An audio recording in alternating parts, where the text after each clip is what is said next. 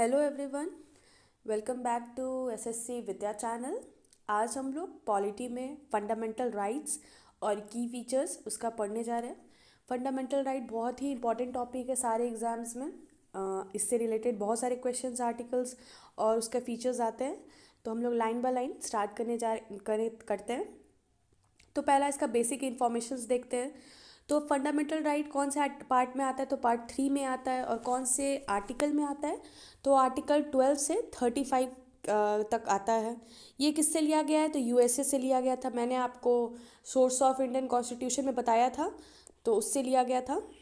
उसके बाद इसको मैग्नस कार्टा ऑफ इंडिया भी कहा जाता है। और ये जो राइट है, मतलब फंडामेंटल राइट, ये जस्टिसेबल इन नेचर होता है। मतलब इसको आप चैलेंज कर सकते हो कोर्ट में। और जो डीपीएसपीज और क्या बोलते हैं, फंडामेंटल ड्यूटीज़ होते हैं, वो दोनों नॉन जस्टिसेबल होते हैं। उसको आप लोग चैलेंज नहीं कर सकते हो कोर्ट में, पर फंडामेंटल क्या होते हैं? जस्टिसेबल होते हैं। और जो राइट्स होते हैं वो सस्पेंड हो सकते हैं, फंडामेंटल राइट, हमारे नेशनल इमरजेंसी में। और इसको कंसाइज ऑफ कॉन्स्टिट्यूशन भी कहा जाता है। उसके बाद क्या क्या है और देखते हैं। तो ओरिजिनली हमारा 7 फंडामेंटल ड्यूटीज़ था, पर अब 6 फंडामेंटल ड्यूटी है। और राइट ऑफ प्रॉपर्टी को रिमूव कर दिया गया था 44 अमेंडमेंट एक्ट 1978 से। और उसको अब लीगल राइट में ट्रांसफॉर्म कर दिया गया है। पार्ट 12 में है वो, आर्टिकल 300A में। कब हुआ था? तो जब हमारे पीएम मोरारजी देसाई थे तब ये हुआ था। उसके बाद और अब हम लोग स्टार्ट करते हैं हमारा क्या बोलते हैं, फंडामेंटल राइट का आर्टिकल। तो आर्टिकल 12 से और 13 देखते हैं हम लोग। तो आर्टिकल 12 क्या है? तो आर्टिकल 12 जो देता है, डिफाइन ऑफ स्टेट बताता है, स्टेट का डिफाइन करता है। Include governments bodies, state governments, parliaments, local authorities, ये सब इसके अंडर आते हैं। उसके बाद देखते हैं article 13, law inconsistent with fundamental right. Any law against fundamental right can be declared void by the court. मैंने आपको बताया जस्टिसेबल इन नेचर होता है, तो वही लिखा हुआ है। उसके बाद क्या है, इसको हम लोग चैलेंज भी कर सकते हैं। इसका एग्जाम्पल क्या है? तो केशवानंद भारती केस जो हुआ था, वो है इसका एग्जाम्पल। केशवानंद भारती केस को हम लोग बेसिक स्ट्रक्चर डॉक्ट्राइन का भी कहते हैं। वो बेसिक्स था हमारा, बहुत ही इंपॉर्टेंट केस भी है। तो आगे मैं आपको बताऊंगी, आगे जो लेक्चर्स लाऊंगी उसमें आपको मैं सारे इंपॉर्टेंट केसेस है ना इंडिया के, वो भी एक्सप्लेन करूंगी। उसके बाद हम लोग 6 फंडामेंटल राइट देखते हैं। कैटेगरी पहले बना लेते हैं कि 6 कैटेगरी में इसको डिवाइड करते हैं। तो पहला है राइट ऑफ इक्वलिटी। कौन से आर्टिकल से आता है? तो 14 से 18 तक आता है। दूसरा है राइट टू फ्रीडम, 19 से 22 तक आता है। उसके बाद राइट अगेंस्ट एक्सप्लॉयटेशन, 23 से 24 article. Right to freedom of religion, article 25 से 28। कल्चरल्स एंड एजुकेशन राइट, 29 से 30। और right of constitutional remedy, article 32। अब इसको कैटेगरी वाइज हम लोग सारे आर्टिकल्स पढ़ते हैं। तो पहला क्या है? राइट टू इक्वलिटी देखते हैं। तो आर्टिकल 14 क्या है? तो इक्वलिटी बिफोर लॉ है। ये किसने दिया था? तो ये रूल ऑफ लॉ कॉन्सेप्ट था, एवी डिले के द्वारा दिए गया था। और ये जो इक्वलिटी बिफोर लॉ हम लोग यूके से लिए हैं। यूके ब्रिटिश ने राज किया था, तो मैक्सिमम जो भी फीचर्स हैं वो लोग हम लोग ब्रिटिश कॉन्स्टिट्यूशन से ही अडॉप्ट किए हैं। और इक्वल प्रोटेक्शन ऑफ लॉ जो है वो हम लोग यूएस से लिए हैं। इसमें क्या क्या एक्सेप्शनल है? जैसे इक्वलिटी बिफोर लॉ है कि सारा जो भी जितने भी लोग हैं उनको सारा एक ही लॉ सबको फॉलो करना है। जितने भी इंडियन सिटीजन्स हैं उनको सारे लोग को एक ही लॉ फॉलो करना है। पर किसका किसका एक्सेप्शनल है? तो president, governor, MPs, foreign dignities, ये सबको इनका अलग है। ये इम्यून है सिविल अरेस्ट से, इनको आप सिविल अरेस्ट नहीं कर सकते हो। इनका अलग प्रोसेस होता है, जैसे इम्पीचमेंट होता है प्रेसिडेंट का। ये सब मैं आपको आगे बताऊंगी। तो अब आर्टिकल 15 देखते हैं। नो डिस्क्रिमिनेशन है। No discrimination based on race, caste, sex, religions, place of birth. आप कोई भी डिस्क्रिमिनेशन नहीं कर सकते हो ये सब के बेसिस पे। अब ये इलीगल है हमारे कंट्री में। उसके बाद आता है article 16, equality in government job, equal opportunity in public employment, no discrimination in job. और रिजर्वेशन अलाउड है आर्टिकल 16(4) के क्लॉज में। तो सभी लोग को गवर्नमेंट जॉब लेने का अधिकार है, इसमें ये बताया गया है। आर्टिकल 17 क्या है? No untouchability. अनटचेबिलिटी अबॉलिश कर दिया गया है अब हमारे कंट्री में अनटचेबिलिटी फॉलो करना इलीगल है। अगर लोग जो फॉलो करते हैं उनको पनिशमेंट दिया जाता है। उसके बाद आता है आर्टिकल 18 एबॉलिशन ऑफ टाइटल्स। जैसे कोई भी टाइटल्स है, जैसे महाराजा, दीवान, ये सब जो भी टाइटल्स पहले लगाए जाते थे, अब आप वो लगा नहीं सकते हो, वो अब इलीगल है। अब एक्सेप्ट क्या, अगर आपको मिलिट्री जैसे लेफ्टिनेंट, जनरल, ये सब जो पोस्ट होते हैं उसका आप टाइटल लगा सकते हो। अगर कोई भी एजुकेशन टाइटल्स है, जैसे प्रोफेसर्स, डॉक्टर्स, या कोई भी अवार्ड भी मिला है वो सब आप लगा सकते हो। पर ऐसे जनरली कोई अवार्ड मिलता है तो लोग नहीं लगाते, जैसे पद्मश्री करके कोई नहीं लगाता है जनरली। पर डॉक्टर या कोई मिलिट्री आप लगा सकते हो। ये सब एक्सेप्शनल है। अब कुछ कुछ इंपॉर्टेंट कमीशंस और केस देख लेते हैं इससे रिलेटेड। तो बैकवर्ड क्लास कमीशंस देखते हैं। तो 1953 में काका केल्वी कमीशन आया था, पहला कमीशन। उसके बाद 1979 में मंडल कमीशन आया था, सेकंड।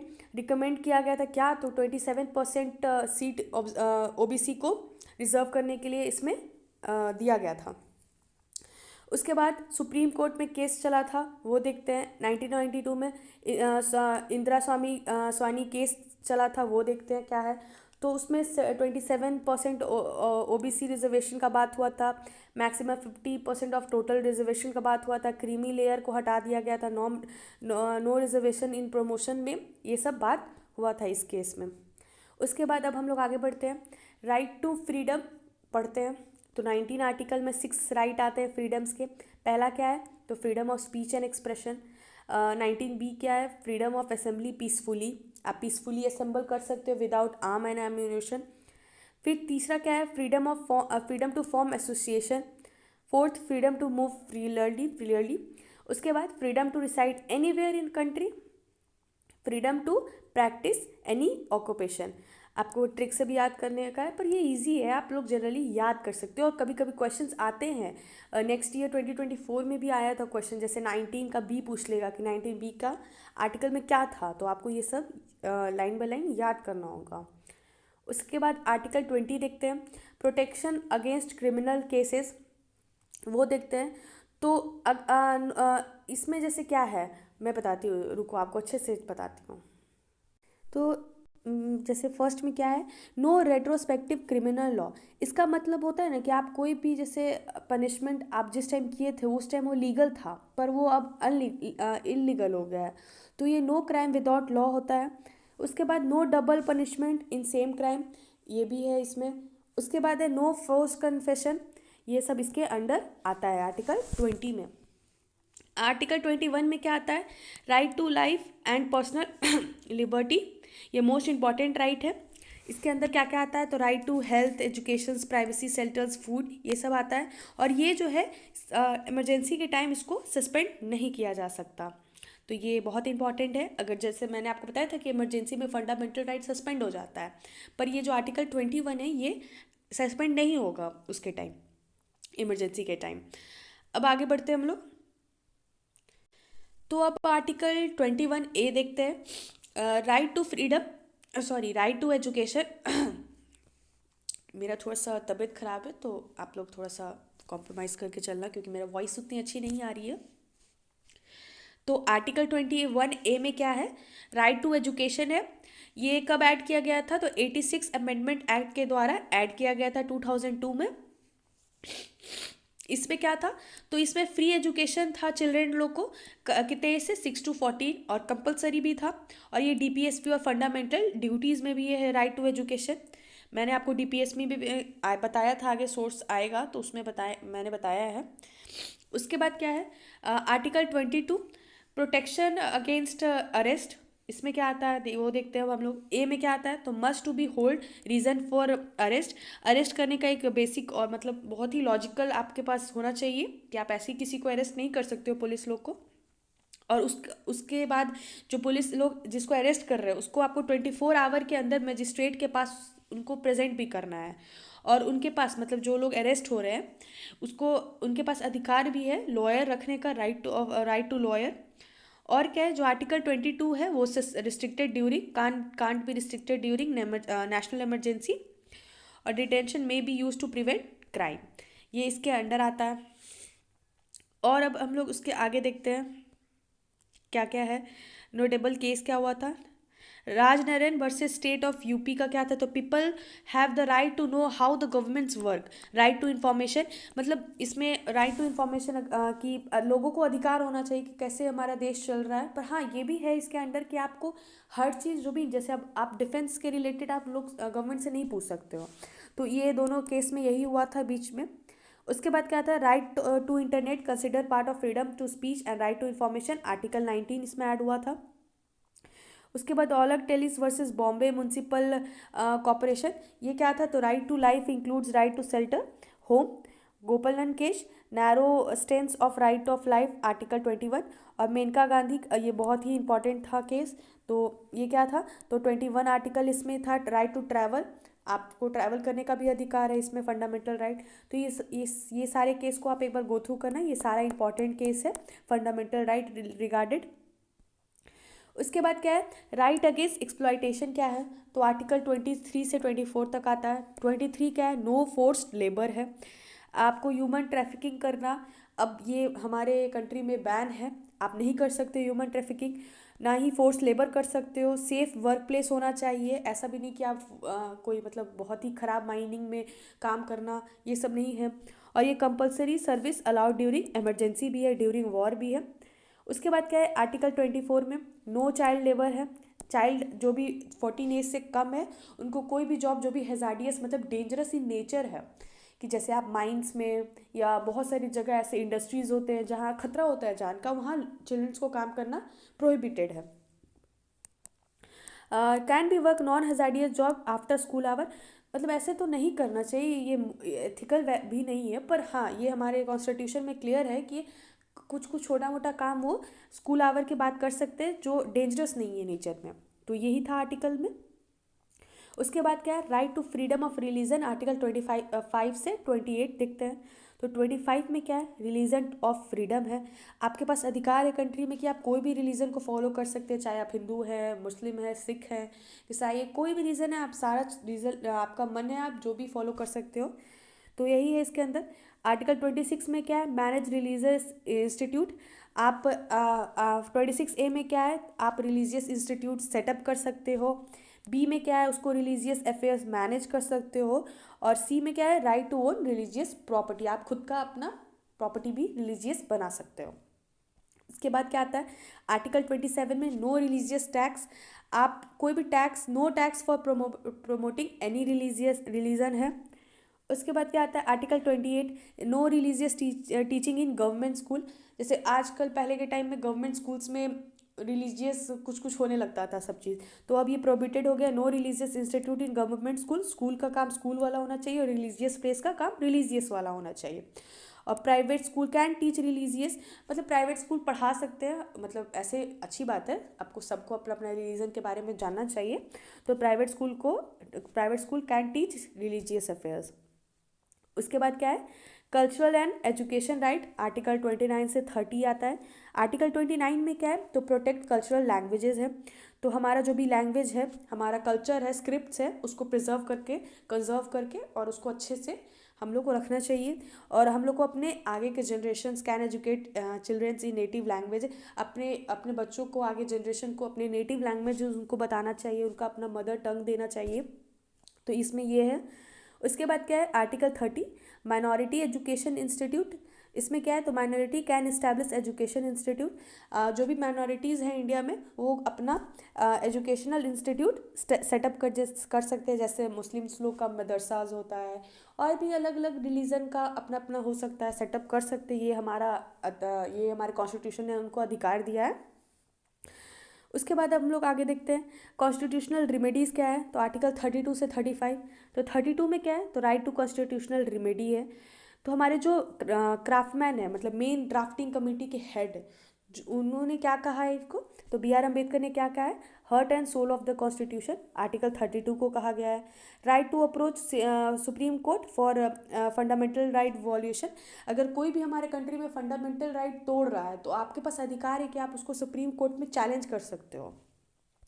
और क्या आर्टिकल 226 में हाई कोर्ट का जुरिडिक्शंस है। सुप्रीम कोर्ट लोग जो है हाई कोर्ट में भी जाके पहले, ऐसे जनरली पहले हाई कोर्ट में ही जाके चैलेंज करना होता है, तब आप सुप्रीम कोर्ट जा सकते हो अगर वो हाई कोर्ट में वो काम नहीं हो पाया है तो इसमें ये दिया गया है मोस्ट इंपॉर्टेंट आर्टिकल। उसके बाद आर्टिकल 33 में क्या है, parliament can restrict fundamental rights of arm forces. Arm forces के जो भी लोग होते हैं, बीएसएफ, आर्मी, ये सब के अंदर जो भी आते हैं, उनके पास कुछ कुछ जो फंडामेंटल राइट है वो उनको रिस्ट्रिक्ट किया जा सकता है। जैसे उनको इंटरनेट या कुछ भी बोलना या उनके पास थोड़ा प्रोहिबिटेड हो सकता है, क्योंकि वो बहुत ही इंपॉर्टेंट जगह काम कर रहे हैं। तो ये था आर्टिकल 33 में। आर्टिकल 34 में क्या है, तो fundamental right can be restricted during martial laws in particular area. कुछ कुछ एरिया में, जैसे अब यहाँ पे जैसे बहुत सारे नॉर्थ ईस्ट के एरियाज़ में या कश्मीर के एरिया में इंटरनेट बंद हो जाता है कुछ टाइम के लिए, तो वहाँ के लोग ये नहीं कर सकते कि ये हमारा राइट टू फ्रीडम है, हमारे पास होना चाहिए ये, क्योंकि कुछ कुछ एरियाज़ में जब मार्शल लॉ लगते हैं तो फंडामेंटल राइट थोड़ा दिन के लिए सस्पेंड हो सकता है। उसके बाद क्या है, आर्टिकल 35 क्या है, तो parliament enforce to make laws, parliament empowered to make laws to enforce fundamental rights. तो पार्लियामेंट जो है लॉज बना सकते हैं फंडामेंटल राइट्स रिगार्डेड। तो ये था। अब हम लोग रिट्स पढ़ते हैं, रिट्स में क्या क्या है। तो रिट्स क्या होता है, रिट्स देखते हैं। तो पहला रिट्स जो होते हैं फाइव टाइप में डिवाइडेड है, हिबियस कॉर्पस, मैनेंडबस, प्रोहिबिशन, क्योटरी और क्योवेंटो। तो वो देखते हैं हम लोग।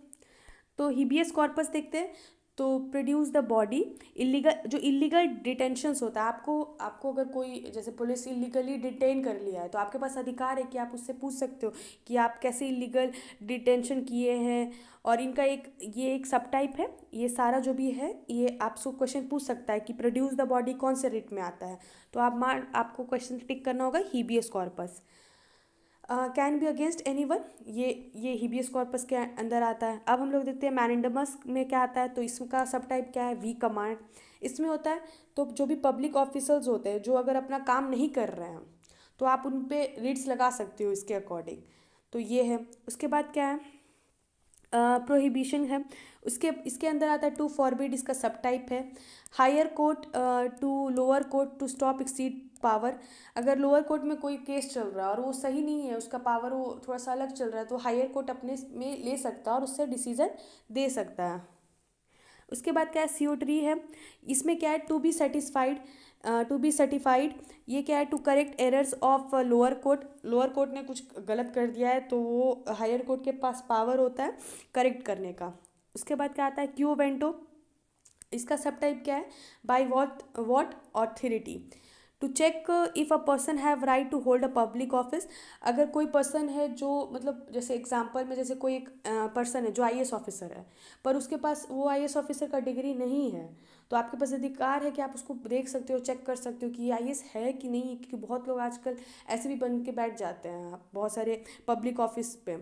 तो आपके पास है चेक, आप क्योवेंटो करके रीड कर सकते हो। आगे अब हम लोग थोड़ा इंपॉर्टेंट फैक्ट्स देखते हैं। Who can use fundamental right. तो आर्टिकल 15, 16, 19, 29 और 30 जो इंडियन सिटीज़न है, जो इंडिया के सिर्फ निवासी है, वो ही यूज़ कर सकते हैं। और जो अदर आर्टिकल्स इसके अंदर आते हैं, अदर आते हैं, वो सारे फॉरेनर्स भी यूज़ कर सकते हैं, पर ये सिर्फ हमारे ही लोग कर सकते हैं, इंडियन ही कर सकते हैं। और इसके अंदर कॉन्स्टिट्यूशनल अमेंडमेंट से वो देखते हैं। तो 42 अमेंडमेंट एक्ट 1976 इमरजेंसी के टाइम आया था। 44 से क्या हटा था, तो प्रॉपर्टी हटा था। 86 से क्या हटा था, तो 86 से क्या ऐड हुआ था, तो राइट टू एजुकेशन ऐड हुआ था article 21A। 97 constitutional amendment act से क्या ऐड हुआ था, तो right to form cooperative society added under article 1991 clause C. तो यही था सारा फंडामेंटल राइट्स इंपॉर्टेंट जो मैंने बता दिया आपको सारा। इसका जो भी पीडीएफ है मैं आपको टेलीग्राम पे सेंड कर दूंगी। और ये जो भी पीडीएफ है ना, ये बेसिकली जब आपको एग्ज़ाम्स आ रहे हैं, आपको रिवीजन करना है, या आपको किसी जैसे माइंड मैप के थ्रू आप रिवीजन करना है आपको, तो ये इसके टाइम बहुत यूज़फुल रहता है। तो मैं ये पीडीएफ आपको टेलीग्राम पे सेंड कर दूंगी, और आप इसका प्रिंट आउट निकाल लेना, अच्छे से पढ़ाई वढ़ाई करना, और कोई भी डाउट हो तो कमेंट करना, और कोई टॉपिक पे पढ़ना भी हो वो भी कमेंट करना। अच्छा लग रहा है तो लाइक करना, चैनल सब्सक्राइब करना। मिलते हैं नेक्स्ट टॉपिक पे। Thank you.